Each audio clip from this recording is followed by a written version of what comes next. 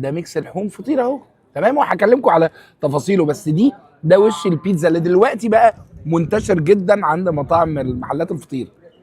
هو عمل ايه؟ هو دلع الفطيره، يعني بدل ما انت بتاكل الفطيره من فوق فطير ومن جوه فطير ومن تحت فطير ومن جوه حشو، حط لك حشوين، فانت بتاكل بيتزا وفطير في ان واحد. فطبعا ده مدي غنى جامد قوي للطعم. فطاطري اولاد الحسين السجق والخامات بتتعمل عندهم بتفرم عندهم، وده من عشرات السنين بيعملوا الحركه دي.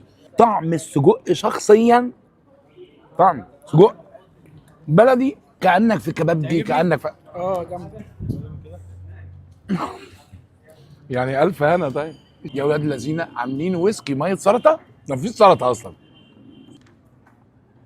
ميه سلطه. كتيبه المزاجنجيه احنا عندنا خصم في اولاد الحسين على التيك اواي والصاله من النهارده لمده اسبوع 20